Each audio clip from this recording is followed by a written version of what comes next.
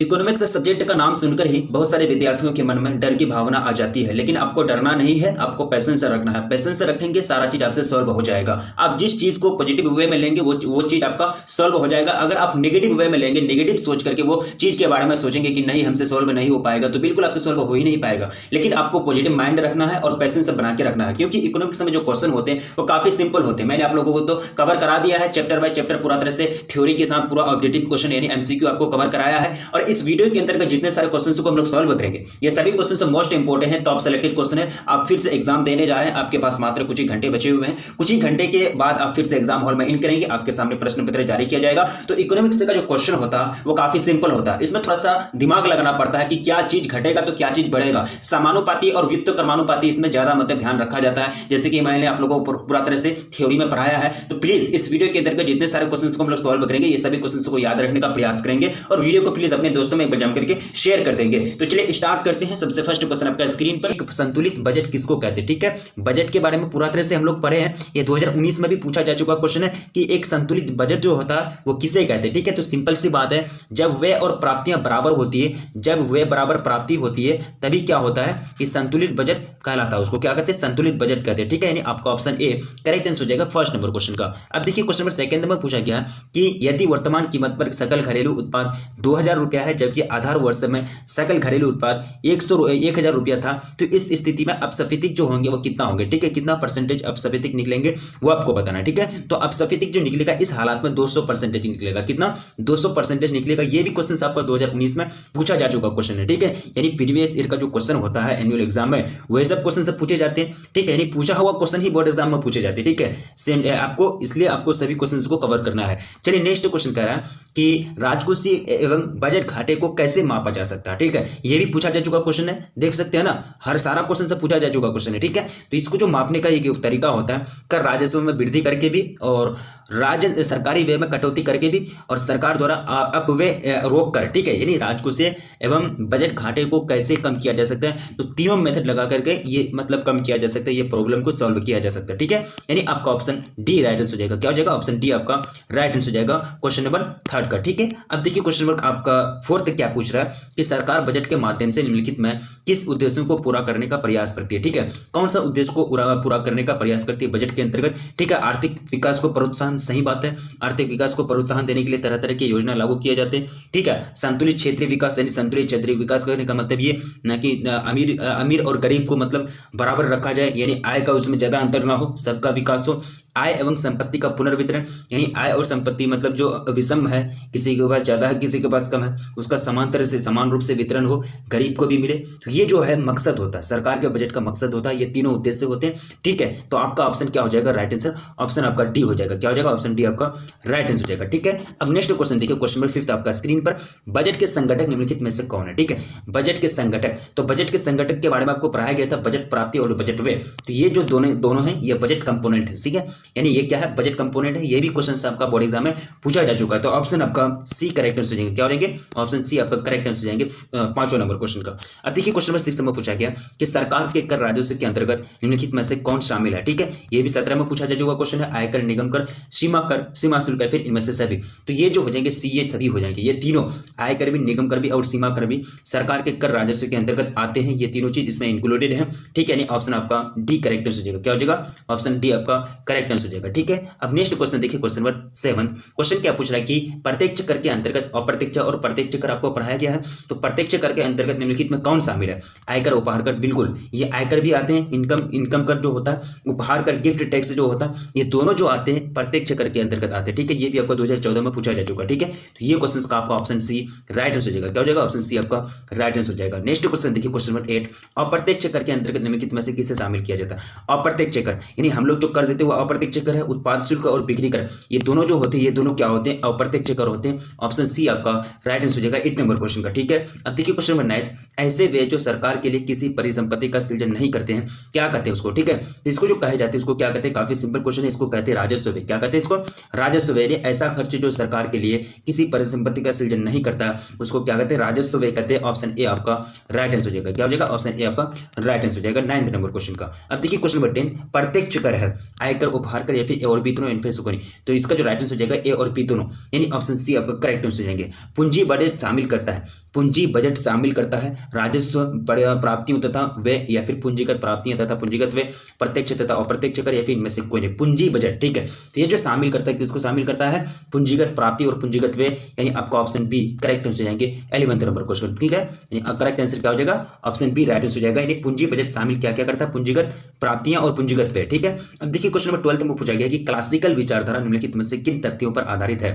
Classical विचारधारा, तो ये जो तथ्य है ये है तीनों तथ्य पर, तीनों तथ्य हो जाएंगे ना, से का बाजार नियम, मजदूरी दर की पूर्ण लोचशीलता, ब्याज दर की पूर्ण लोचशीलता, ये तीनों तथ्यों पर, तीनों स्टेटमेंट पर आधारित है। ऑप्शन डी आपका राइट आंसर हो जाएगा। क्या हो जाएगा, ऑप्शन डी आपका राइट आंसर हो जाएगा 12 नंबर क्वेश्चन का, क्या हो जाएगा, ऑप्शन डी। अब देखिए क्वेश्चन नंबर 13 क्वेश्चन क्या पूछ रहा है कि निम्नलिखित में से किसके अनुसार मजदूरी कटौती अर्थव्यवस्था में पूर्ण रोजगार की दशा की स्वाभाविक ढंग से बनाए रखती है, ठीक है, कि पीगू, केन्स, मार्शल या फिर इनमें से कोई नहीं, ठीक है। तो इसका जो करेक्ट आंसर हो जाएगा पीगू, किसके अनुसार, पीगू के अनुसार, ऑप्शन ए आपका राइट आंसर हो जाएगा। क्या हो जाएगा, ऑप्शन ए आपका राइट आंसर हो जाएगा, ठीक है। अब देखिए क्वेश्चन नंबर 14 केन्सियन विचारधारा के अंतर्गत आय के संतुलन का निर्धारण निम्नलिखित में कौन है, निर्धारक, ठीक है, निर्धारण करने वाला, ठीक है, कौन सा फैक्टर है, तो इसका जो निर्धारण करता है वो करता है सामूहिक मांग और सामूहिक पूर्ति, यानी सामूहिक डिमांड और सामूहिक यानी पूर्ति, यानी जो मतलब सप्लाई होता है, ठीक है।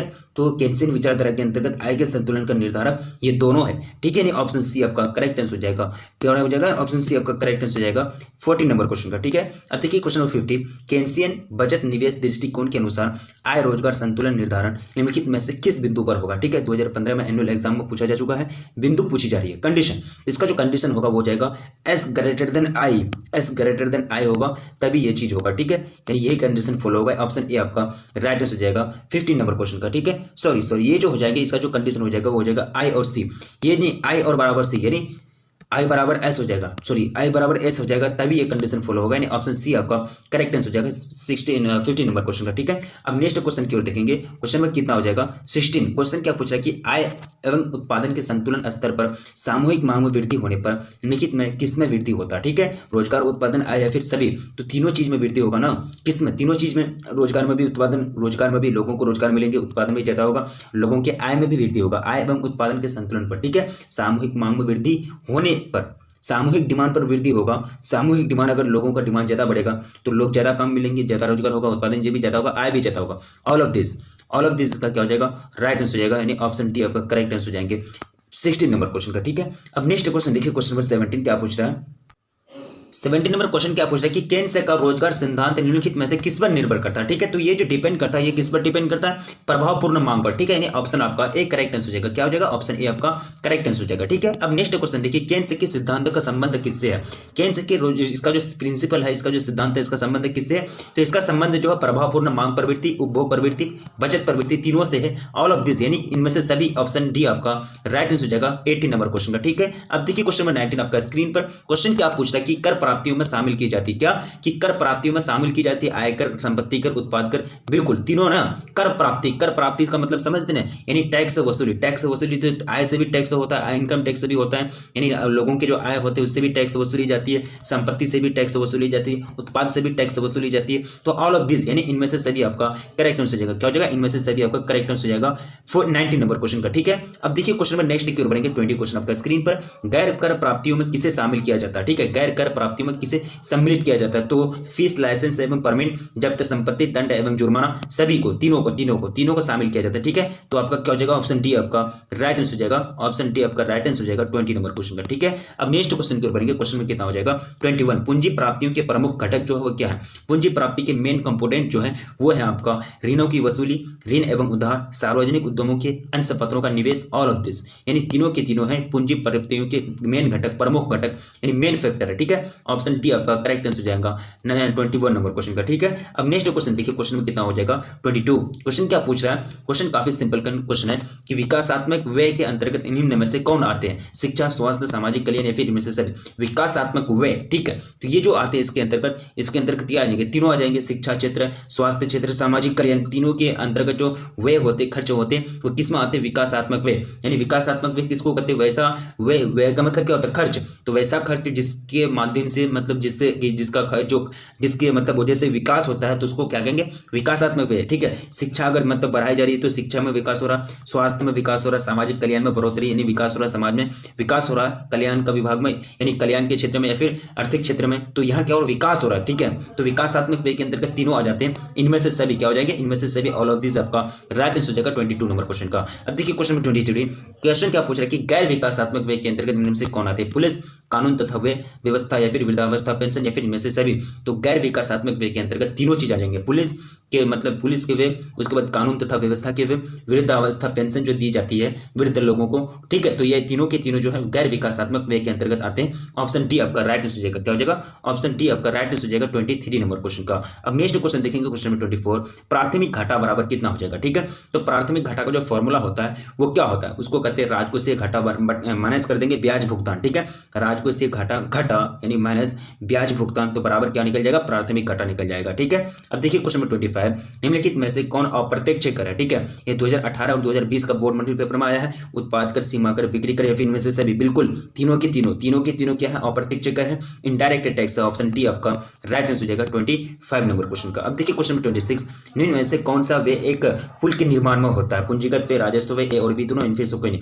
तो पुल के निर्माण में पूंजीगत व्यय होता है, क्या होता है, पूंजीगत व्यय। ऑप्शन ए आपका राइट आंसर हो जाएगा 26 नंबर क्वेश्चन का। क्वेश्चन पूछा गया है विकासशील, क्या क्वेश्चन पूछा गया कि विकासशील राष्ट्रों के लिए कौन सा बजट सबसे प्रयुक्त होगा यानी उपयुक्त होगा, घाटे का बजट, संतुलित बजट, बचत का बजट या फिर इनमें से सभी। तो विकासशील का मतलब समझते हैं ना, जैसे कि भारत विकासशील राष्ट्र है, विकास कर रहा, पूर्ण रूप से विकास नहीं किया, तो घाटे की बजट यानी ऑप्शन ए आपका राइट आंसर हो जाएगा 27 नंबर क्वेश्चन का। ठीक है, अब देखिए बजट में क्या हो सकता है, बजट में क्या हो सकता है, आगाम घाटा या फिर प्रारंभिक घाटा, वित्तीय घाटा, फिर इनमें से सभी। तो बजट में जो शामिल होते हैं, आगम घाटा भी होते हैं, प्रारंभिक घाटा भी होते हैं, वित्तीय घाटा भी होते हैं, तीनों के तीनों चीज इंक्लूडेड होते हैं, तीनों की तीनों चीज आपका शामिल होता है बजट में। ठीक है, यानी आपका ऑप्शन डी करेक्ट आंसर हो जाएगा 28 नंबर क्वेश्चन का। अब नेक्स्ट क्वेश्चन की ओर बढ़ेंगे, क्वेश्चन नंबर कितना हो जाएगा 29। क्वेश्चन पूछ रहा है कि निम्नलिखित में कौन सा सरकार का पूंजीगत व्यय है, पूंजीगत व्यय के अंतर्गत क्या चीज आते हैं, ब्याज का भुगतान, मकान का क्रय या फिर क्रय, मशीनरी व्यय या फिर सभी। तो ये जो हो जाएंगे, ये हो जाएंगे आपका ब्याज का भुगतान, ये सरकार की पूंजीगत व्यय के अंतर्गत आते हैं। ऑप्शन डी आपका, ऑप्शन ए आपका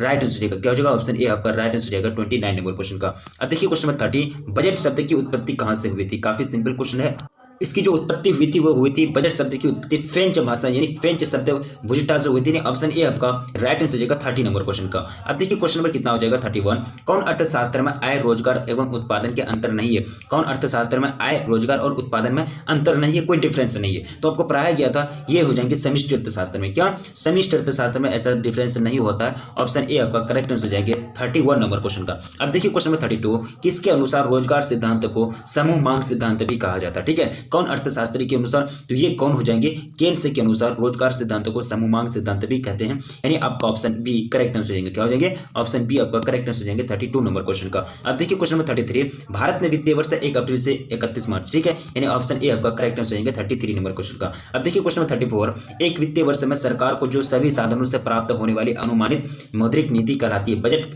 प्राप्तियां, पूंजीगत प्राप्तियां या फिर राजस्व प्राप्तियां या फिर इनमें से कोई नहीं। तो इसको जो कहते हैं अनुमान लगाया जाता है, बजट प्राप्तियां, इसको क्या कहते हैं, बजट प्राप्तियां। ठीक है, यानी ऑप्शन ए आपका राइट आंसर हो जाएगा 34 नंबर क्वेश्चन का। ठीक है, अब नेक्स्ट क्वेश्चन देखेंगे, क्वेश्चन नंबर 35, तो 34 का राइट आंसर क्या हो जाएगा, 34 का आपका ऑप्शन ए हो जाएगा, यानी बजट प्राप्तियां। ठीक है, अब नेक्स्ट क्वेश्चन की ओर बढ़ेंगे, क्वेश्चन नंबर 35, राजस्व प्राप्तियों की जो घटक है, राजस्व प्राप्ति के जो मेन कंपोनेंट है या फिर उनके जो फैक्टर है वो क्या है, कर प्राप्तियां या फिर गैर कर प्राप्तियां, ए और बी दोनों या फिर इनमें से कोई नहीं। तो इसका जो मेन कंपोनेंट्स है वो क्या हो जाएंगे, दोनों कर प्राप्तियां और गैर कर प्राप्तियां राजस्व प्राप्तियों की मेन कंपोनेंट्स घटक है, यानी आपका ऑप्शन सी करेक्ट हो जाएगा, क्या हो जाएगा, ऑप्शन सी आपका करेक्ट हो जाएगा 35 नंबर क्वेश्चन का। अब नेक्स्ट क्वेश्चन की ओर बढ़ेंगे, क्वेश्चन नंबर 36, फौज शब्द यानी बजुटा का जो अर्थ होता है ये क्या होता है। ठीक है, काफी सिंपल क्वेश्चन है, इसका अर्थ होता है एक चमड़े का थैला या बटुआ। ठीक है, एक चमड़े का थैला या बटुआ, यानी ऑप्शन आपका क्या हो जाएगा, सी राइट हो जाएगा। यहाँ आपका बी में भी थैला दिया है तो आपका ऑप्शन सी राइट हो जाएगा, ए और सी दोनों। ठीक है, अब नेक्स्ट क्वेश्चन देखिए, क्वेश्चन नंबर कितना हो जाएगा, क्वेश्चन नंबर कितना हो जाएगा, ए और बी दोनों। ठीक है, यानी सी में। देखिए क्वेश्चन नंबर 37, क्वेश्चन क्या पूछ रहा है कि बजट प्राप्तियों के संगठक निम्नलिखित में से कौन है, बजट प्राप्तियों के संगठक। तो इसके जो घटक हैं यानी कंपोनेंट है वो राजस्व प्राप्तियां और पूंजीगत प्राप्तियां दोनों, यानी ऑप्शन आपका सी करेक्ट हो हो जाएंगे, क्या हो जाएंगे, ऑप्शन सी आपका करेक्ट आंसर हो जाएगा 37 नंबर क्वेश्चन का। अब देखिए क्वेश्चन नंबर कितना हो जाएगा 38, निम्न में से कौन राजकोषीय घाटे से नहीं होने वाला खतरा है, निम्न में से कौन राजकोषीय घाटे से होने वाला खतरा है। ठीक है, यहाँ जो खतरा है, खतरा नजर आ रहा है, वो हो जाएंगे आपका स्फीतिकारी दबाव, यानी स्फीतिकारी दबाव जो है ये क्या है, राजकोषीय घाटे से होने वाला एक खतरा है। ठीक है, यानी आपका ऑप्शन बी करेक्ट आंसर हो जाएंगे 38 नंबर क्वेश्चन का। अब नेक्स्ट क्वेश्चन देखिए क्वेश्चन नंबर 39, निवेश गुणक सिद्धांत की अवधारणा किनसे दी थी, के यानी मल्टीप्लायर के बराबर 1 - 1 MPC हम लोग लिखे हैं। ठीक है, इसकी जो अवधारणा दी थी किसने दी थी, किन्स कहान या फिर हैंसन या फिर मार्शल, तो किन्स साहब ने, कौन, किन्स साहब ने ये अवधारणा दी थी, यानी ऑप्शन आपका ए करेक्ट आंसर हो जाएगा, क्या हो जाएगा, ऑप्शन ए आपका करेक्ट आंसर हो जाएगा 39 नंबर क्वेश्चन का। अब देखिए क्वेश्चन में कितना हो जाएगा 40, अतिरेक मांग उत्पन्न होने के कारण कौन से है, नहीं अतिरेक मांग जो उत्पन्न होती है इसके क्या कारण है। ठीक है, तो इसका जो करेक्ट आंसर हो जाएगा वो हो जाएगा आपका सार्वजनिक व्यय में वृद्धि, ये भी कारण है, मुद्रा की पूर्ति में वृद्धि, ये भी कारण है, करों में कमी, ये भी कारण है, इसी के कारण उत्पन्न होता है आपका अतिरेक मांग। ठीक है, ऑप्शन डी आपका राइट आंसर हो जाएगा ऑल ऑफ दिस, उपयुक्त सभी, क्या हो जाएगा, उपयुक्त सभी। ठीक है, अब देखिए क्वेश्चन में कितना हो जाएगा 41, किन्स ने अर्थव्यवस्था में न्यून मांग की दशा को किस नाम से पुकारा, किस नाम से जाना। ठीक है, किस नाम से पुकारा। ठीक है, तो अपूर्ण रोजगार संतुलन, अपूर्ण रोजगार संतुलन के नाम से पुकारा, यानी आपका ऑप्शन बी करेक्ट आंसर हो जाएगा, क्या हो जाएगा, ऑप्शन बी आपका करेक्ट आंसर हो जाएगा 41 नंबर क्वेश्चन का। अब देखिए क्वेश्चन नंबर 42, किस स्थिति में सस्ती मौद्रिक नीति अपनाई जाती है, किस स्थिति में सस्ती मौद्रिक नीति अपनाई जाती है, तो वो जो स्थिति होता है वो होता है न्यून मांग की स्थिति। कौन सा स्थिति, न्यून मांग की स्थिति में सस्ती मौद्रिक नीति यानी मॉनेटरी पॉलिसी अपनाई जाती है, ऑप्शन ए आपका राइट आंसर हो जाएगा 42 नंबर क्वेश्चन का। 43 में कहा कि राजकोषीय अनुशासन का सूचक कौन है, राजकोषीय अनुशासन का जो सूचक है, जो इंडिकेटर है वो कौन है, शून्य प्राथमिक घाटा, क्या हो जाएंगे, शून्य प्राथमिक घाटा। ठीक है, यानी ऑप्शन सी आपका करेक्ट आंसर हो जाएगा 43 नंबर क्वेश्चन का। अब देखिए क्वेश्चन नंबर 44, राजकोषीय नीति के अंतर्गत किसे शामिल किया जाता है। ठीक है, सार्वजनिक व्यय, कर, सार्वजनिक ऋण या फिर इनमें से सभी, तो यहाँ जो शामिल किया जाता है, इंक्लूड किया जाता है तीनों, सार्वजनिक व्यय को भी, कर को भी, सार्वजनिक ऋण को भी, ऑप्शन डी आपका करेक्ट आंसर हो जाएगा, क्या हो जाएगा, ऑप्शन डी आपका करेक्ट आंसर हो जाएगा 44 नंबर क्वेश्चन का। ठीक है, अब देखिए क्वेश्चन नंबर 45, निम्नलिखित में से कौन सी राजस्व प्राप्तियां नहीं है।